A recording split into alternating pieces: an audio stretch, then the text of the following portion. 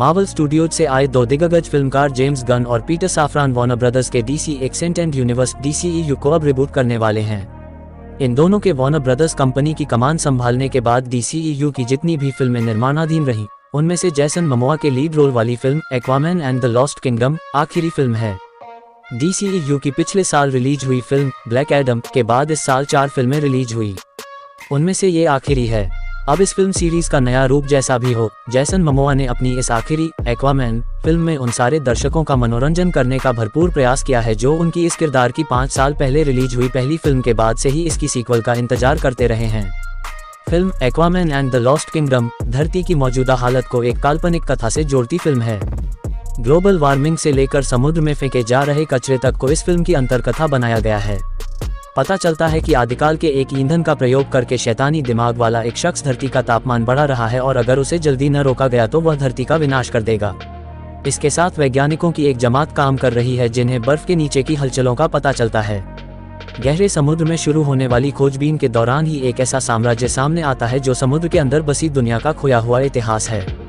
खोजपरक कहानी में भय का सम्मिश्रण इसके लेखक करते हैं। राजसी खून से रचे गए जादू में फंसा एक पूरा साम्राज्य जीवन पाने को बेताब है। इन्हें रोकने के लिए शत्रु सेना एक्वामैन के बेटे को हथियार बनाना चाहती है, लेकिन एक्वामैन को मदद मिलती है अपने बिछड़े भाई से जिसके लिए रिश्ते, नाते, प्यार, वफा सब बातें ही दिखती है। किसी तरह दोनों भाई मिलते हैं, मामला किसी तरह सदता है और फिर मिलने का वादा करते दोनों भाई अलग अलग हो जाते हैं। Film Aquaman and the lost kingdom को देखने की जो 3 प्रमुख वजहें हैं, उनमें से पहली है समुद्र के अंदर की दुनिया को रचने के लिए इसकी स्पेशल इफेक्ट्स टीम की मेहनत। पर्दे पर जो कुछ हो रहा है वह सब कंप्यूटर की मदद से रचा गया है। ऐसा सोचते हुए भी फिल्म के दृश्य खूब आकर्षित करते हैं, खासकर अगर आप ये फिल्म 3D में देख रहे हैं। फिल्म की पटकथा में बहुत कुछ खास नहीं है, लेकिन फिल्म की दृश्यावलियों को कुछ इस तरह आपस में पिरोया गया है कि धरती और जल के बीच पुल बने एक्वामैन का तिलिस्म दर्शकों के सिर चढ़कर बोलता है। ये बात सच है कि इतनी सारी सुपरहीरो की कहानियां देख देख कर दर्शक न सिर्फ मार्वल सिनेमैटिक यूनिवर्स की फिल्मों से बोर हो चले हैं, बल्कि DCEU की पिछली कुछ फिल्मों की कहानियां भी दर्शकों को लुभा नहीं पाईं। जैसन मोमोआ ने एक तरह से film Aquaman and the lost kingdom अपने कंधों पर ढोई है।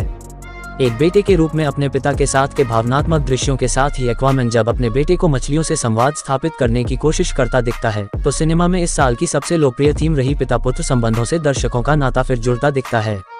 अपने भाई को कैद से निकालने की कोशिश करने की एक्वामैन की कोशिशें भी दर्शकों से रिश्ता बनाती हैं और जब दोनों भाइयों को उनकी मां एक साथ विदा करते हुए एक दूसरे का ख्याल रखने को कहती है तो एक हॉलीवुड फिल्म होते हुए भी इसमें भारतीय संवेदनाओं की अंतर्धारा साफ नजर आती है। धरती और पाताल की दुनिया के मिलने के क्लाइमैक्स के दृश्यों में एक प्रतिक्रियात्मक दृश्य भारतीय जनमानस का भी फिल्म में शायद इसीलिए ही रखा गया है। जैसन मोमोआ अपनी इन कोशिशों में पूरी तरह सफल रहे हैं। Film Aquaman and the lost kingdom की चर्चा अम्बर हर्ड के कानूनी मामलों को लेकर भी लंबे समय से होती रही है। एक्वामैन की पत्नी के रूप में उनका किरदार हालांकि फिल्म में कुछ खास योगदान नहीं करता है, लेकिन उनका इस फिल्म में होना अपने आप में किसी अजूबे से कम नहीं है। निकोल किडमैन जब भी पर्दे पर आती हैं, अपने साथ भावनाओं का एक ज्वार लेकर आती हैं। उनकी उपस्थिति न सिर्फ कहानी को गरिमा प्रदान करती है, बल्कि उनका किरदार फिल्म की कहानी के पोल पॉइंट भी बनाता चलता है, जो कि पूरी फिल्म में बहुत ही गिनती के हैं। करीब 2 घंटे 4 मिनट की film Aquaman and the lost kingdom DC comics पर बनी फिल्मों के शौकीनों के लिए इस क्रिसमस में परिवार के साथ देखे जा सकने लायक अच्छी फिल्म बन पड़ी है। इसके साथ रिलीज हुई हिंदी फिल्म डॉनकी के आशानुरूप न होने और तेलुगु फिल्म सालार के सिर्फ वयस्कों के लिए होने के चलते भी साल की आखिरी छुट्टियों में सिनेमाघरों में पूरे परिवार के साथ जाने का ये फिल्म बेहतर बहाना हो सकती है।